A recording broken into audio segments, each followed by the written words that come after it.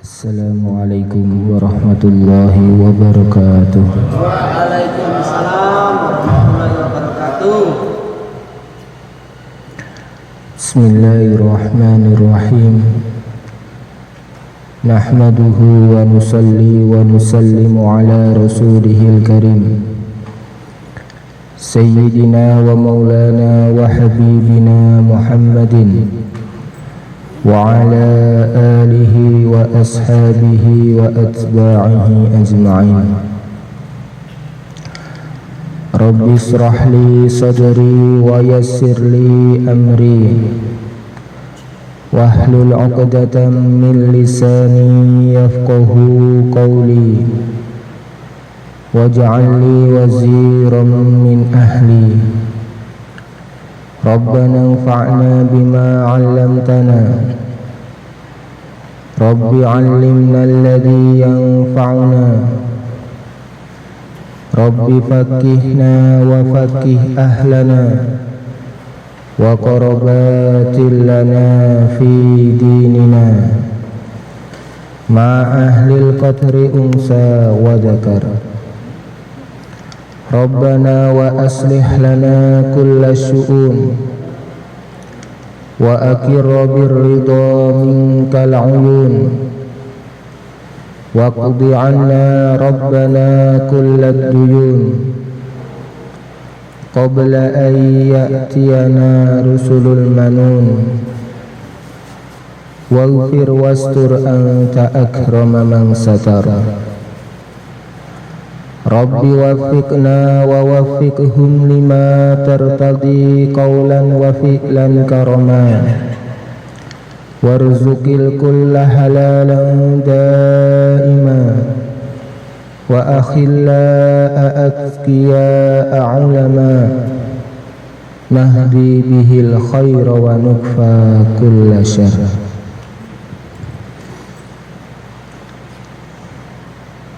Alhamdulillah, hadirin yang dimuliakan Allah Subhanahu wa taala.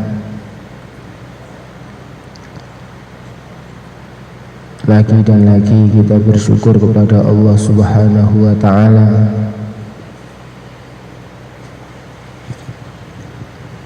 kita bersyukur kepada Allah Subhanahu wa taala. Ini bagian dari husnudzon kita kepada Allah Subhanahu wa ta'ala. Orang yang imannya lurus kepada Allah Subhanahu wa ta'ala akan senantiasa melihat segala sesuatu dengan pandangan husnudzon, berprasangka baik kepada Allah Subhanahu wa ta'ala.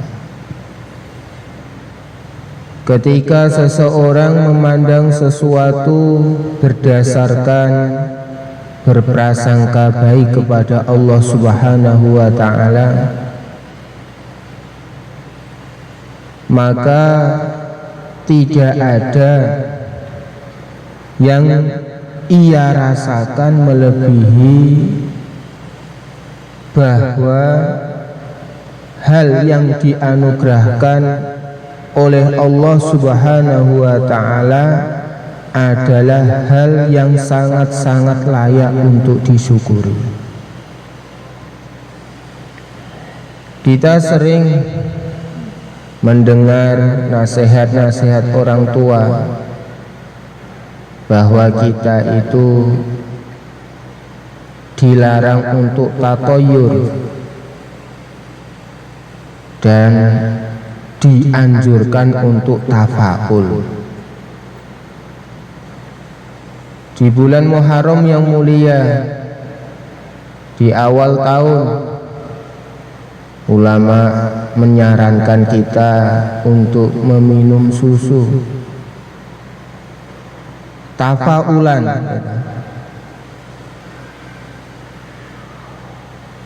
berharap semoga sebagaimana putihnya susu, Allah jadikan hari-hari ke depan selama 1 tahun itu bersih, semua untuk ketaatan kepada Allah Subhanahu wa ta'ala.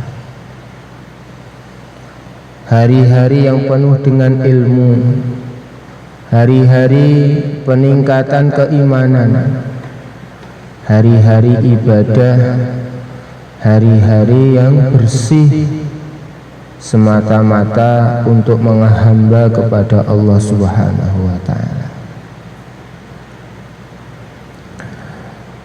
Kita dilarang untuk tatoyur. Kalau ada sesuatu, tatoyur ini kebiasaan jahiliyah.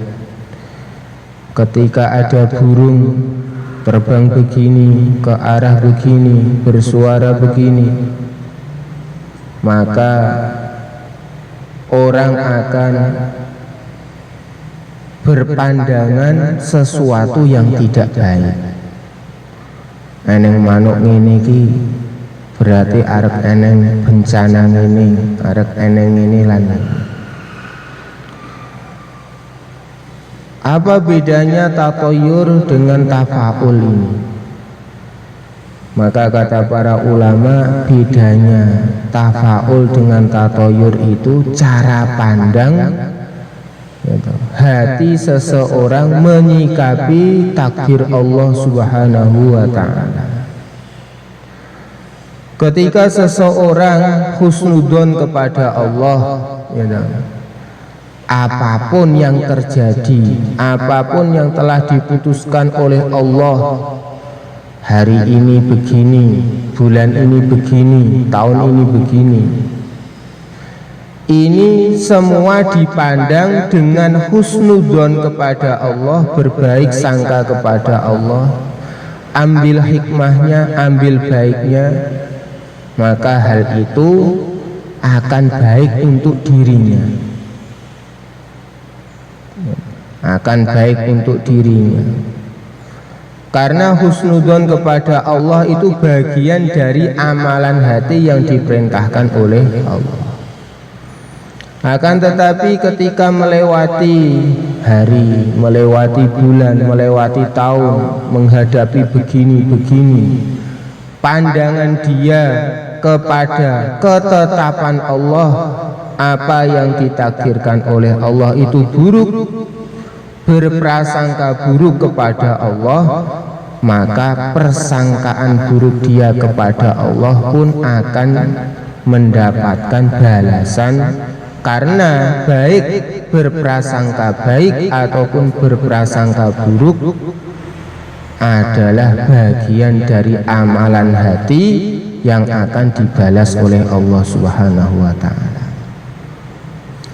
Maka orang yang beriman menghadapi silih bergantinya malam, silih bergantinya keadaan, terkadang keadaannya begini, terkadang keadaannya begitu, terkadang dirasa keadaan itu sangat berat, terkadang keadaan itu sangat ringan, menggembirakan.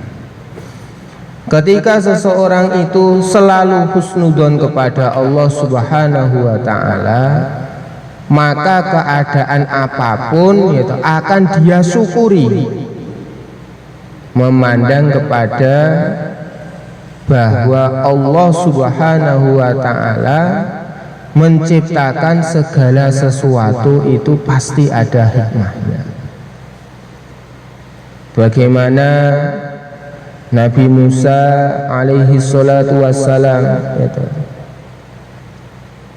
ketika Bani Israel ini bilang kepada Nabi Musa, wahai Nabi Allah, kok keadaannya ini mirip saja, bahkan setelah engkau diutus kepada Fir'aun ini, keadaan kami itu malah semakin tampaknya semakin berat, tekanan-tekanan dari Fir'aun ini semakin berat. Maka Nabi Musa mengajarkan, oh jangan memandang seperti itu. Sebelum adanya dakwah saya dengan setelah adanya dakwah saya, itu pasti keadaan itu berbeda. Pasti keadaan berbeda. Kalau kamu disakiti sebelum adanya dakwah Nabi Musa dan kamu disakiti setelah adanya dakwahnya Nabi Musa, itu berbeda. Allah Subhanahu wa ta'ala memerintahkan untuk terus istiqomah dalam agama. Ketika Bani Israel ikut Nabi Musa, istiqomah. Mungkin awal-awal dirasa berat, akan tetapi tunggulah masa yang telah Allah siapkan, yaitu kehancuran Fir'aun. Kehancuran Fir'aun dan seluruh bala tentaranya di Laut Merah ini ketika kapan? Ketika Bani Israel ikut Nabi Musa. Sebelum ikut Nabi Musa, sebelum adanya dakwah Nabi Musa, Bani Israel disakiti oleh Fir'aun. Begitu pula setelah adanya dakwah Nabi Musa. Akan tetapi berbeda. Maka Nabi Musa mengajarkan kepada Bani Israel, kalau kita itu membikin amalan-amalan sesuai arahan agama, bersyukur, selalu bersyukur, maka hasil dari amalan itu tidak akan Allah sia-siakan. Innallaha la yudhi'u ajral muhsinin. Allah tidak akan menyia-nyiakan amalan hambanya yang berbuat baik. Maka hadirin yang dimuliakan Allah Subhanahu wa ta'ala, alhamdulillah di bulan Muharram kita kemarin sudah menyelesaikan kitab Arba'in Nawawiyah. Kemudian setelah musyawarah lagi dan musyawarah lagi, insyaallah kita akan lanjutkan Riyadhus Shalihin. Sama-sama disusun oleh ulama yang sama, yaitu Imam An-Nawawi, Syekhul Islam Muhyiddin Abi Zakaria Yahya bin Syaraf An-Nawawi. Harapannya kemarin selain menyambung, kita mendapatkan nasihat-nasihat dari Rasulullah Shallallahu Alaihi Wasallam oleh ulama yang sama. Kitab Arba'in An-Nawawiyah, sekarang Riyadhus Shalihin. Maka harapannya untuk Riyadhus Shalihin ini lebih banyak nasihat-nasihat yang kita dapat, karena secara zahir kitabnya lebih tebal. Kitabnya lebih tebal, tidak hanya sekedar 42 hadis. Maka berkaitan dengan pentingnya syukur, husnudzon kepada Allah, ini hal yang sangat penting ditekankan. Termasuk Imam An-Nawawi ini ketika menyusun kitab-kitab yang backgroundnya itu menyampaikan nasihat-nasihat Rasulullah Sallallahu Alaihi Wasallam, hadis-hadis Rasulullah Sallallahu Alaihi Wasallam, bab awal itu, hadis awal itu hal-hal yang berkenaan dengan menata hati. Pentingnya keikhlasan, pentingnya orang itu selalu husnudzon kepada Allah, berprasangka baik kepada Allah, selalu menyiapkan hatinya untuk selalu tawajuh menghamba kepada Allah. Maka dalam bab pertama ini Imam An-Nawawi menekankan pentingnya ikhlas. Maka kita langsung mulai saja. Bismillahirrahmanirrahim. Babul ikhlasi wa ihdharin niyati fi jamil a'mali wal aqwali wal ahwali al barizati wal khafiyah. Bab menerangkan ikhlas dan menghadirkan niat di seluruh amalan, di seluruh ucapan, di seluruh keadaan, baik yang nampak ataupun yang tersamar. Qala Allah Ta'ala, wa ma umiru illa liya'budullaha mukhlishina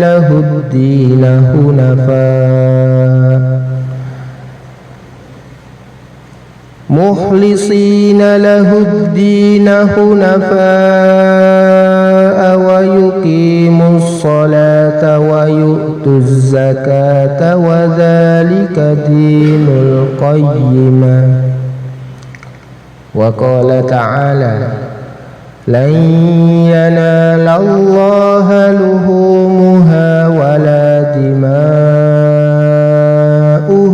walakin yanaluhu taqwa minkum. Wa qala ta'ala, qul in tukhfu ma fi sudurikum aw tubduhu ya'lamhu Allah. Dalam Riyadhus Shalihin ini, awal bab biasanya Imam An-Nawawi mengutip ayat-ayat Al-Quran, kemudian baru dilanjutkan dengan nasihat-nasihat Rasulullah dalam hadis-hadis Rasulullah Sallallahu Alaihi Wasallam. Allah Subhanahu wa Ta'ala berfirman, dan tidaklah mereka diperintah kecuali supaya mereka menghamba kepada Allah dalam keadaan orang yang mengikhlaskan diri, membersihkan agamanya serta condong, dan mereka mendirikan sholat, menunaikan zakat, dan itulah agama yang tegar. Menghamba kepada Allah secara ikhlas, ini adalah yang diperintahkan dalam agama. Hal yang sangat penting. Semakin kokoh iman seseorang, maka semakin ikhlas. Karena kalimat tauhid la ilaha illallah disebut juga dengan kalimat ikhlas. Sehingga semakin kokoh kalimat tauhid pada hati seseorang, maka keikhlasan akan semakin mewarnai hati seseorang. Kenapa? Terkadang kita itu dalam hati ditindihi ataupun disertai niatan-niatan selain melaksanakan perintah Allah. Maka jawabannya karena kita kurang kokohnya hati kita akan kalimah tauhid la ilaha illallah. Kita kadang bersedekah. Kenapa kurang gitu? Rasa murni semata-mata hanya melaksanakan perintah Allah. Kenapa kita memberi kesempatan ada besitan-besitan hati, terbesit dalam hati keinginan sedekah adalah perintah Allah, sekaligus supaya barangkali ada harapan nikah sama janda. Karena yang disodaqahi adalah janda.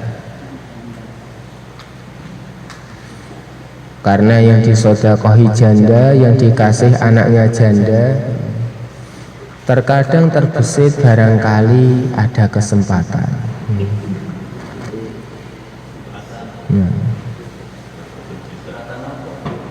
Ya, kesempatan barangkali minimalnya ditanya sama emaknya. Sangka sapa le? Saking Pak Arif. Pak Arif. Bisa.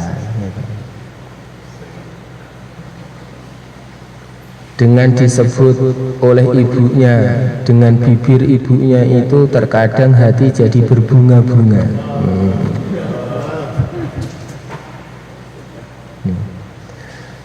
Padahal kalau kita kokohkan, kalau kita kokohkan tauhid kita, si anak, si ibu, siapapun makhluk ini yang menciptakan Allah Subhanahu wa Ta'ala.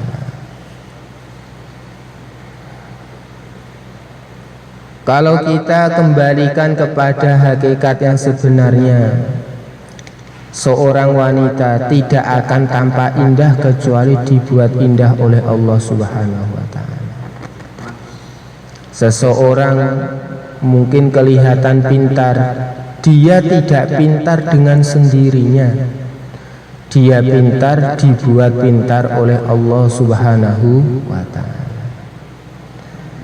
Orang mendapatkan kekayaan yang begitu banyak, harta yang melimpah ruah, itu bukan karena usaha dia, bukan, tetapi Allah Subhanahu wa Ta'ala yang telah menetapkan rizkinya itu banyak. Maka kalau orang itu tawajuh gitu, kepada Allah dan kepada makhluk, ini kemurnian keikhlasannya masih kurang. La ilaha illallah. Dengan orang mengucapkan la ilaha, tidak ada Tuhan, siapapun tidak layak dipertuhankan. Entah wujudnya batu, entah wujudnya daging, entah wujudnya cahaya, entah wujudnya apapun, tidak layak disebut sebagai Tuhan. Apapun yang layak sebagai Tuhan illallah, hanya Allah. Yang disembah, yang ditunduki, yang kehidupan kita, yang kematian kita, yang gerak-gerik kita, yang aktivitas kita layak kita persembahkan hanya untuk Dia seorang, Dia saja. Tidak ada yang layak kecuali Allah Subhanahu wa Ta'ala. Ikhlas. Maka penyakit riya, ya, ingin dapat pujian dari makhluk itu tanda kelemahan iman, tanda kelemahan iman, dan hal itu akan menghancurkan pahala amal, akan menghancurkan pahala amal. Pahala akan diberikan oleh Allah Subhanahu wa Ta'ala ketika kita beramal semata-mata karena Allah.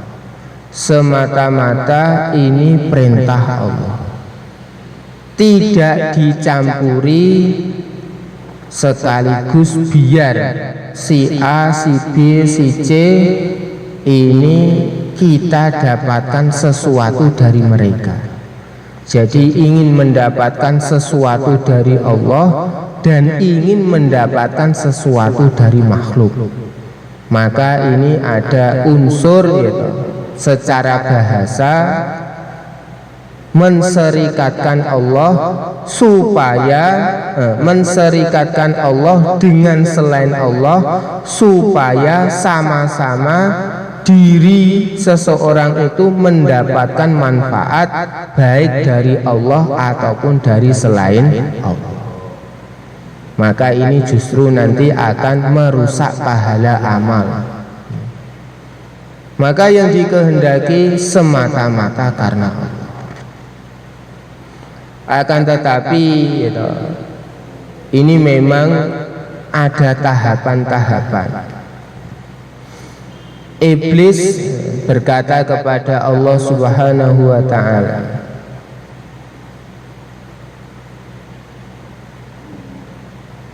wala tajidu aktsarahum illa syakirin illa ibadaka minhumul mukhlasin. Hamba-hamba Allah yang tidak akan bisa alias sangat sulit sekali untuk disesatkan oleh iblis adalah hamba-hamba yang mukhlas. Di situ lafaz Al-Qur'annya mukhlas. Nah, sedangkan ayat Quran yang barusan kita baca adalah mukhlis. Maka kata para ulama, ketika seorang hamba itu berusaha melatih lagi membersihkan hatinya, itu tahapannya mukhlis. Orang yang berusaha membersihkan hatinya dari niatan-niatan selain karena Allah. Nah, ketika itu diulang, proses diulang-ulang, ujiannya semakin besar. Biyen rondo, saiki perawan, gitu. Ji ikhlas krana Allah gak? Eneng kesempatan ngamal, gitu. Ngamal sedekah, perintah Gusti Allah, tapi sasarannya perawan-perawan. Kuwi ji eneng harapan jenenge iki, gitu. Terasa kita itu bahagia ketika disanjung oleh bibirnya perawan, atau memang sudah murni semata-mata ingin dapat pahala dari Allah. Terkadang ujiannya bertingkat-tingkat, rondo, perawan, terus wong sing siap didadekne bojo keloro, ketelu, sak panunggalan. Terkadang seperti itu. Maka ketika dia senantiasa mukhlis, akhirnya pada suatu tahapan usaha-usaha dia akan menyebabkan dirinya tercatat di golongan orang-orang yang lulus seleksi, sehingga dicatat sebagai orang yang mukhlas, dinyatakan telah dibersihkan hatinya dari niatan-niatan selain mencari pahala, selain mencari ridho Allah. Maka usaha iblis akan mendatangi orang tersebut dari depan. Kok tetap karena Allah mukhlis, akan mendatangi dari belakang. Akan mendatangi dari belakang. Kok dia tetap mukhlis? Oke, akan didatangi dari kanan. Kok tetap mukhlis? Oke, akan didatangi dari kiri. Kok tetap mukhlis? Maka akan dicatat sebagai mukhlas. Maka terkadang orang itu kuat, masih mukhlis ketika didatangi dari depan, tapi ketika didatangi iblis dari belakang enggak kuat. Terkadang dari depan kuat, dari belakang kuat, dari kanan enggak kuat. Terkadang dari depan, dari belakang, dari kanan kuat, dari kiri enggak kuat. Kalau sudah didatangi dari berbagai macam arah kok tetap kuat, maka dinyatakan sebagai mukhlas. Dan di sini sangat ditekankan, didahulukan kata-katanya pentingnya ikhlas sebelum sholat, sebelum zakat. Alias apa? Orang sholat itu perintah Allah, Allah kasih janji akan diberi pahala. Akan tetapi apabila dia sholatnya tidak semata-mata karena Allah, maka pahala itu akan terhapus sebab ketidakbersihannya dia. Orang zakat mengeluarkan harta itu perintah Allah, tetapi nanti kalau tidak ikhlas, zakat tersebut pahalanya akan rusak sebab ketidakikhlasan dia. Nah kalau begitu apa enggak usah amal saja? Bukan, beramallah, dan setiap beramal latihlah supaya ikhlas. Maka di sini mukhlis, gitu. Penekanan pertama itu mukhlis, gitu. Kalau kamu beramal, nikmati, dalam arti nikmati itu ketika berangkat ngaji, bismillah, derek perintah Gusti Allah, dilatih. Berangkat sholat, bismillah, derek perintah Gusti Allah. Ketika ada bisikan-bisikan, gitu, waktu berangkat ke masjid, gitu, ada perasaan-perasaan, gitu, bisikan, pengen yang masjid sekaligus pengen delok rondo ini biasanya salatin yang masjid. Maka berhenti sebentar, gitu, ditata niatnya, bismillah, derek perintah Gusti Allah, terus dilatih seperti itu. Karena apa? Ketika ini secara hati, ketika kita mengasih tempat makhluk itu di hati, dalam arti kita ngasih tempatnya makhluk di hati bukan karena Allah, tetapi karena keberadaan makhluk itu sendiri mempesonakan hati kita, itu akan jadi masalah besar ketika kita mau sowan kepada Allah. Maka iblis itu selalu akan berusaha menggoda manusia sampai ketika sakaratul maut pun akan tetap digoda. Mripate niku pun mboten saged melek, gitu.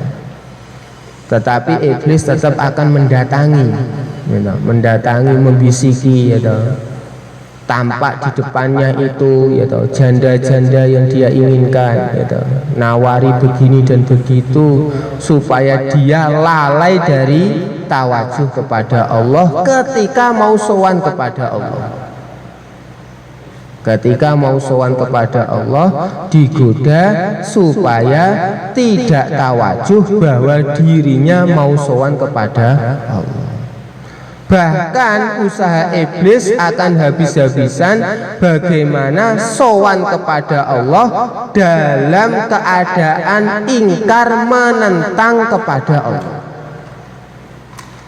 Ingkar menentang kepada Allah. Nah ini bisa ingkar menentang dengan apa? Wong ketika sakaratul maut dia duduk aja nggak bisa. Bagaimana bisa lepas iman? Maka bisa lepas iman dengan amalan hati ketika hati mengingkari Allah Subhanahu wa Ta'ala. Mungkin kalau dia sudah sakaratul maut nggak bisa sujud kepada berhala. Mungkin ketika sakaratul maut mau ngomong kekufuran itu, ucapan-ucapan kekufuran sudah berat, sudah tidak bisa. Tetapi setan tetap akan berusaha. Yang masih bisa ini hatinya. Hati selama nyawa masih bergabung dengan raga, ini hati masih bisa beraktivitas. Sehingga orang itu meskipun andaikan badannya sekujur tubuh itu lumpuh, gitu, itu syariat sholat selama dia akal masih ada, nyawa bergabung dengan jasadnya, tetap harus wajib sholat. Meskipun sholatnya dalam hati. Karena apa? Anggota tubuhnya seluruhnya sudah nggak bisa digerakkan. Maka iblis akan berusaha bagaimana hatinya itu kufur kepada Allah Subhanahu wa Ta'ala. Maka caranya dengan menjelma kepada makhluk-makhluk, menjadi makhluk-makhluk yang tampak di hadapan pandangan mata hatinya tatkala makhluk-makhluk tersebut pernah mempesona hatinya. Seperti itu. Maka penting bagi kita ini selalu berusaha membersihkan hati. Maka usaha-usaha besar, ini contohnya usaha para ulama melalui ngaji, usaha ulama-ulama melalui dakwah. Ada mudzakarah yang hendaknya selalu dibuat, yaitu mudzakarah 6 sifat ya. 1, 2, 3, 4, 5, 6 seluruhnya dimudzakarahkan. Bukan hanya sifat yang pertama tok, bukan sifat yang ke-6 tok, bukan sifat yang ketiga tok, tapi seluruh 6 sifat. Dan salah satunya adalah pentingnya tashihunnya, membetulkannya. Baik dalam dakwah, baik dalam ngaji, baik dalam wirid. Diajari wirid-wirid itu supaya hati itu tawajuh hanya kepada Allah. Batasan ikhlas, mungkin seringkali kita mendengarkan ada beberapa mas kita ini kan beribadah mencari ridho Allah. Apa kalau kita beribadah mencari pahala, berarti nggak ikhlas karena Allah. Apakah berharap pahala ini masuk dalam batasan ikhlas? Orang beramal mencari pahala.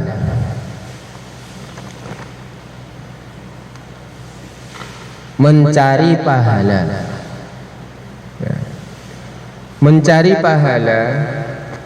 Kalau kita menyimak gitu, omongan seseorang itu, kata-kata mencari pahala itu ketika keluar dari orang yang berbeda akan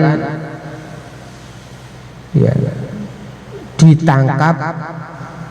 Omongan itu memberikan faedah yang berbeda.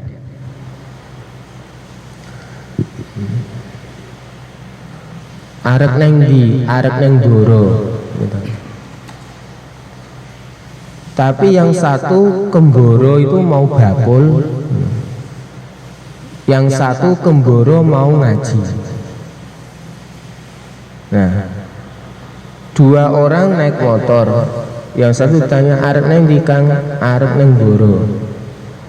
Sing siji juga, lah kowe Kang, arep neng di, aku ya arep neng doro. Sama-sama tujuannya temboro. Tetapi yang satu ternyata di Temboro ini dagang, yang satu di Temboro ini ngaji. Maka meskipun mengucapkan kata-kata yang sama, ini karena kata-katanya itu sama, tetapi ini karena yang menjadikan dasar ucapan itu berbeda. Kata-kata mau ke Temboro nilainya berbeda. Maksudnya bagaimana? Maksudnya begini. Ketika seseorang, terkadang gitu, orang itu rajin membaca satu ayat, Pak Arif baca satu ayat diulang-ulang, bahkan buat wiridan. Wa alqaitu 'alaika mahabbatan minni wa litusna 'ala 'aini. Pak Arif itu kenapa sih baca wa alqaitu 'alaika mahabbatan minni wa litusna 'ala 'aini? Tibae itu. Kuwi maca ayat kuwi gitu. Ben rondo sing dikarepne gawe iki gelem gitu. Misal gitu, misal gitu. Jadi membaca ayat sama sekali ketika membaca itu gambaran dorongan gitu, bahwa membaca Al-Quran ini perintah Allah tidak terbesit dalam hati. Yang terbesit dalam hati itu rondo.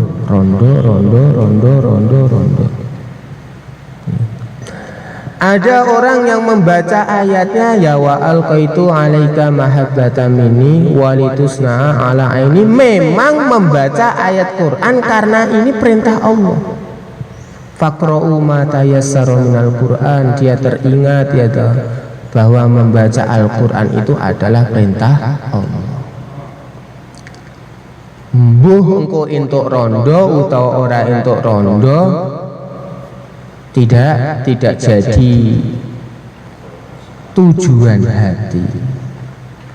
Jadi membaca Al-Qur'annya itu memang semata-mata ini perintah Allah. Maka begitu pula kepada urusan pahala.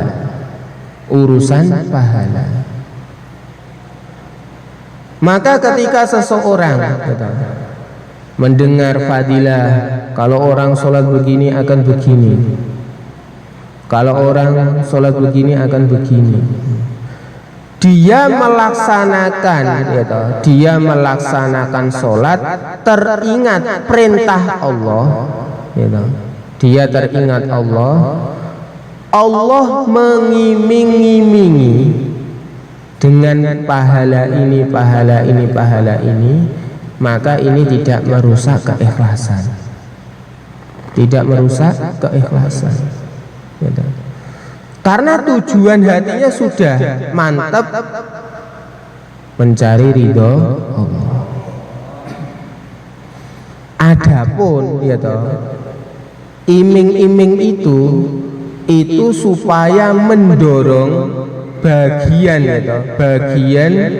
tubuh kita ini, salah satu onderdilnya adalah nafsu. Ketika hati ini sudah konsentrasi sholat ini melaksanakan perintah Allah mantap, nanti masih ada anggota dari tubuh kita itu yang akan berat untuk mengerjakan, yaitu nafsu. Maka nafsu itu perlu digoda dengan janji-janji Allah Subhanahu wa ta'ala berupa pahala-pahala itu. Kowe nek gelem budal fisabilillah langsung hati fisabilillah, perintah Allah, siap. Nafsune diabot. Lah nafsune kuwi ya ben ditariki awake dhewe, atine ben gak kaboten geret nafsu. Nafsune perlu didorong. Sing dorong napa? Janjine Gusti Allah, engko arep dicepaki 70.000 bidodari. Wah, langsung nafsune semangat ya to. Semangat ya to. Lah niki insyaallah mboten ngrusak keikhlasan.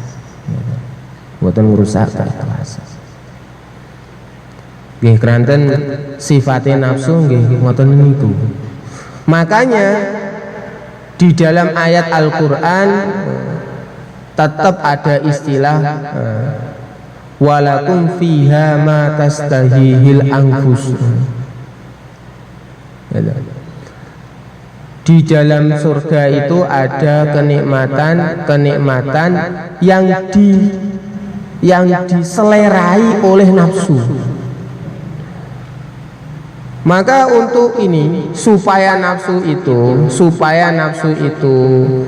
tetap kita bisa ajak itu, bukan kita aniaya nafsu, tetapi kita ajak bicara bahwa kalau kamu mau ikut nafsu, kamu mau ikut dipimpin oleh hati yang sudah tawajuh ingin hidup mati menghamba kepada Allah, kamu nafsu, kamu ikuti dia, kamu jadi kendaraan hati atau kemana-mana itu, lah nanti opahnya itu ada deh, beres. Mau bidadari ada, mau makan sepuasnya ada, mau gini ada. Itu semua cocok dengan nafsu. Nah, pahala-pahala seperti itu untuk menggoda nafsu supaya taat kepada Allah. Nafsunya dikontrol, dikendalikan oleh hati yang sudah semata-mata mencari ridho Allah, itu tidak merusak keikhlasan. Nah, yang merusak itu bagaimana? Hatinya itu belum semata-mata karena Allah, sehingga aslinya perkara-perkara untuk pelipur nafsu, untuk menggoda nafsu supaya taat itu malah masuk ke dalam hati. Seperti itu. Nah, itu yang jadi masalah.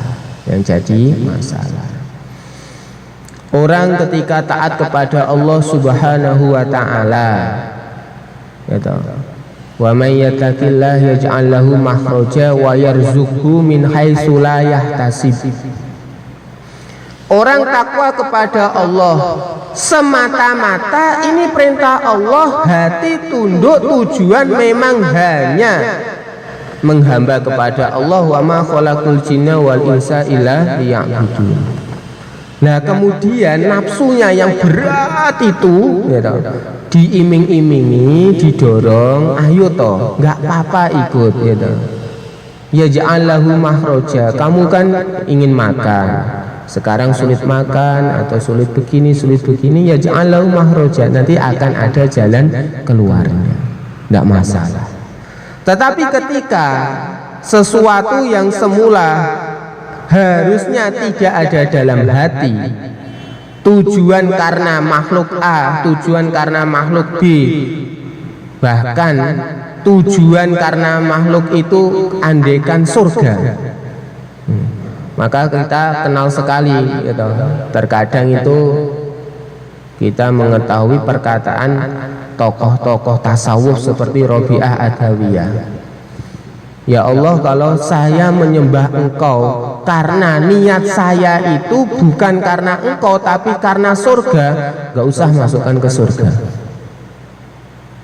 Kalau saya menyembah Engkau bukan karena semata-mata mencari ridho Engkau, tetapi hati saya itu, ya toh, bukan tawajuh kepada Engkau, saya menyembah, saya sholat semata-mata bukan mencari ridho Allah, tetapi cuma karena neraka, supaya tidak masuk ke neraka, maka masukkan saya ke neraka.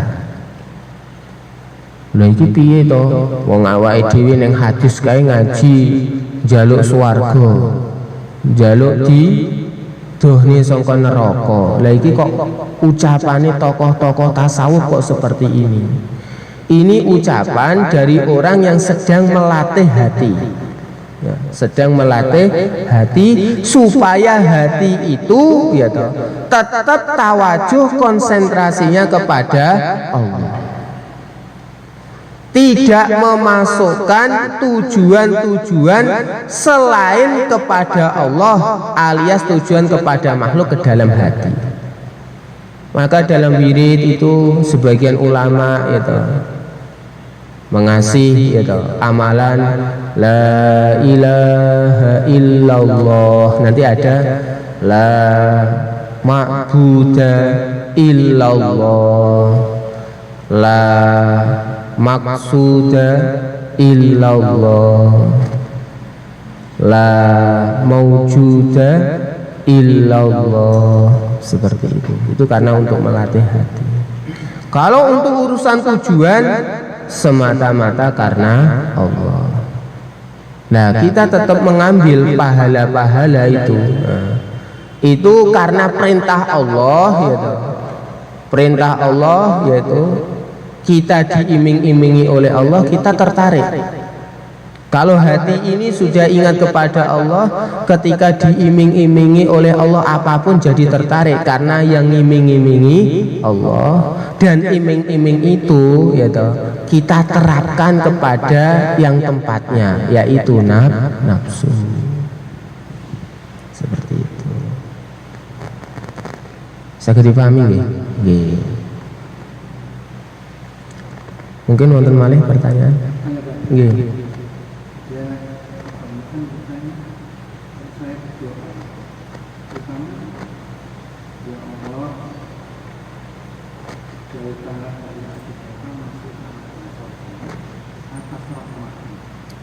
dan kita ini kita berdoa takut pada neraka dan ingin masuk surga, bahkan yes ya mau di suatu. Kadang kita malah berpikir enak di mana itu harus itu orang ketemu nggih. Takut dengan api gitu. Ingin dengan surga itu hal yang wajar gitu. Surga itu tempat kenikmatan, sesuatu ya kembali tadi sebagaimana yang disampaikan yang awal gitu. Sesuatu yang sangat dinikmati, yang ingin selalu menikmati. Kesenangan yang ingin dinikmati itu siapa pelakunya? Yaitu nafsu. Yaitu nafsu. Nafsu itu yaitu dengan sebab nafsu orang itu nanti ingin ingin menjaga dirinya dari sesuatu yang tidak mengenakan. Kenapa mujahadah nafsu itu contohnya seperti panas-panas puasa. Kan menurut nafsu itu kan sesuatu yang sangat tidak mengenakan. Maka sesuatu yang sangat tidak mengenakan itu ya memang tidak diingini oleh nafsu, termasuk ke neraka. Ini kalau nafsunya sudah dididik iman tuh kayak gitu. Nafsu itu ingin sesuatu yang enak, termasuk sesuatu yang enak itu adalah surga. Nah, maka kalau hati itu sudah full total tawajuh kepada Allah Subhanahu wa Ta'ala dan raja bagi seluruh anggota tubuh mulai ujung kepala sampai ujung kaki adalah hati, maka hati akan mendorong nafsu supaya ingin surga, supaya takut kepada neraka. Ini hati orang beriman ini. Gak ada orang akan berdoa seperti itu kecuali hatinya sudah diisi iman terlebih dahulu. Sudah diisi iman terlebih dahulu, sehingga ketika hati sudah diisi iman terlebih dahulu, hatinya tawajuh kepada Allah Subhanahu wa Ta'ala, maka perkara yang ditakutkan adalah sesuatu yang menjadikan derita, sesuatu yang menjadikan tidak enak yang ditangkap oleh nafsu, maka akan diminta karena berdasarkan perintah Allah. Nafsu kamu minta sesuatu supaya kamu mendapatkannya, yaitu surga. Nafsu kamu minta perlindungan dari sesuatu yang kamu takuti, yaitu neraka Allah Subhanahu wa Ta'ala. Nah, dorongan ini oleh hati. Nah, sehingga mendorong nafsu untuk seperti itu, akhirnya koneks antara hati nafsu kemudian diungkapkan melalui mulut ucapan seperti itu. Maka tidak masalah, maka terkadang itu begini ya, bedanya apa sih nanti? Bedanya itu iman rusak dengan iman yang lurus. Itu nanti dalam amalannya itu tidak ada hal-hal yang menjadikan Allah suka. Apa yang menjadikan Allah suka? Tadi yang kita baca, la yanalallaha luhumuha wala dima'uha walakin yanaluhut taqwa minkum. Ketika orang menyembelih hewan kurban, Allah itu tidak menghendaki dagingnya, tidak menghendaki darahnya, tetapi Allah itu menghendaki melihat seberapa ketakwaan hati dari kita semua. Hati, sekali lagi hati. Maka meskipun sama-sama sholat, Sama-sama sholat, tetapi ada dalam Al-Quran sholat seseorang yang Allah nyatakan ketika orang tersebut mengerjakan sholat, menjaga sholatnya, menjadi orang yang beruntung. Qad aflahal mu'minun alladzina hum fi sholatihim khashi'un. Gitu. Ini siapa? Orang yang punya iman, bikin amalan sholat, maka orang tersebut beruntung. Sekali lagi, iman yang lurus. Tetapi ketika iman itu tidak lurus, ada juga ayat Quran, fawailul lil musallin alladzina hum an sholatihim sahun. Kecelakaan, bukan keberuntungan, bagi orang-orang yang sholat, yaitu orang-orang yang lalai dalam sholat. Siapa ini? Orang-orang munafik, kata para ulama. Jadi amalannya sama-sama sholat, tetapi hatinya berbeda. Hatinya berbeda, sehingga dorongan untuk sholat itu berbeda. Makanya orang-orang munafik gitu diceritakan dalam hadis-hadis Rasulullah, kalau sholat isya sama sholat subuh itu sangat-sangat berat. Termasuk sebabnya apa? Zaman Rasulullah Shallallahu Alaihi Wasallam awal nggak ada penerangan, sehingga siapa yang ikut sholat itu nggak terlalu tampak. Siapa yang ikut sholat itu nggak terlalu tampak, siapa yang nggak ikut sholat juga nggak terlalu tampak. Maka orang munafik hanya biasa menyertai sholat-sholat ketika dirinya bisa tampak di hadapan manusia. Jadi ketika terang, keadaan masih terang gitu, nanti si A, si B ini dapat nilai rajin ke masjid. Rajin ke masjid. Ke masjidnya bukan hatinya itu ini perintah Allah, tidak. Ingin dapat penilaian dari manusia, ingin aman dari cacian manusia dan sebagainya. Seperti itu.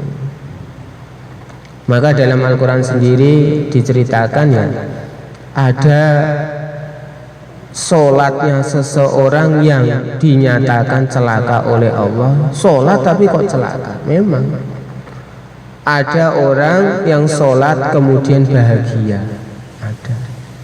Bukan karena yang salah sholatnya, bukan, tapi yang salah hatinya. Yang salah hatinya. Maka ada orang di sini layana luhumuha wala dimauha. Ini pentingnya menjaga ikhlas. Korban kui ben disebut si A, si fulan. Ini telah korban sapi, atau dia melaksanakan korban semata-mata ingin melaksanakan perintah Allah, mencari ridho Allah. Berbeda. Itu nanti berbeda. Berbedanya di hati. Maka ayat yang dikutip oleh Imam An-Nawawi yang terakhir, kul in tufu ma fi sudurikum au tubduhu ya'lamuhu. Apapun yang kita masih simpan dalam hati, ataupun yang apa yang kita simpan dalam hati kita tampakkan, entah melalui ucapan, entah melalui perbuatan, ya'lamullah, Allah Maha tahu tentang hakikat sebenarnya. Kita tidak menampakkan ataupun kita menampakkan, itu sebetulnya yang dalam hati semata-mata melaksanakan perintah Allah atau bukan melaksanakan perintah Allah, Allah Maha tahu. Seperti itu.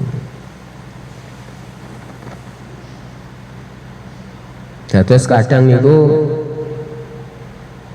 Tiang itu gitu, pulang awal gara-gara takut istri gitu. Ada yang memang betul pulang awal itu karena sayang istri. Lah bedanya apa? Nanti ketika istri sedang tidak ada di rumah, kok pulangnya nggak awal? Nah ini biasanya takut istri, sekedar takut istri, bukan sayang istri gitu. Takut istri, akhirnya pulang awal gitu. Istilahnya kayak gitu. Nggih. Nggih, mengke saged.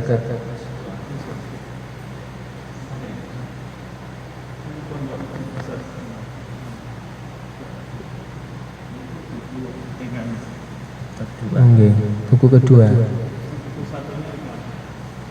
Buku pertamanya apa?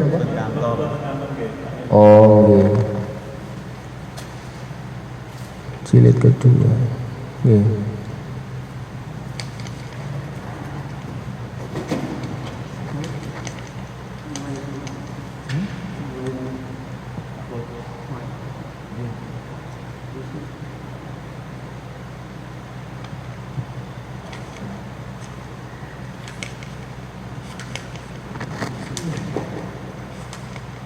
Nggih, monggo mawon saged nggih. Saged nggih. Menawi terjemah isine mengke babe sami mawon nggih, babe sami mawon. Ananging kadang niku fonipun kan kadang wonten sing lagi tebal nggih. Niku janjane fonipun.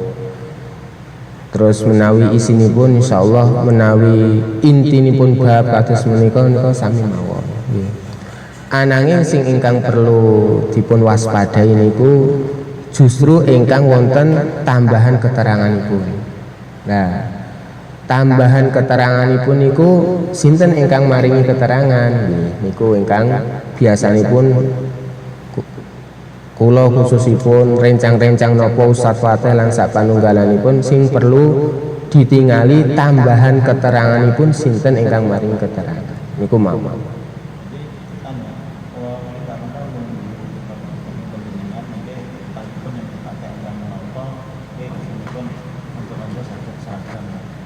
Oh ngoten. Nggih. Nek ngoten mengke kula tak bincang-bincang malih kalih Ustaz Fatih, tapi niki kan namung murni maksudipun boten wonten tambahan keteranganipun seumpami niki pun nggih boten napa-napa. Nggih. Tapi menawi nenggo kepastian nggih mengke mbok menawi Ustaz Fatih nate maos sing istilahé bahasane langkung skeco lan sapanunggalane mengke informasi selanjutnya nggih. Nggih. Oh nggih, sakmenika nggih. Mugi-mugi kita saged mendhet faedahipun, mugi-mugi Allah tampi ndadosaken asbab hidayah kebukaipun sedaya kesenangan lan barokah, rukun sedaya kawanan kecelakaan kangge diri kita, keluarga kita, keturunan kita, sederek kita, kerabat kita, tangga kita, ahli kampung kita, rencang-rencang kita, umat Islam seluruh alam. Kita tutup lan doa di suratul majlis. Subhanallah hamdi, subhanallah hamdika, asyhadu an la ilaha illa anta, astaghfiruka wa atubu ilaik. Assalamualaikum warahmatullahi wabarakatuh. Waalaikumsalam warahmatullahi wabarakatuh.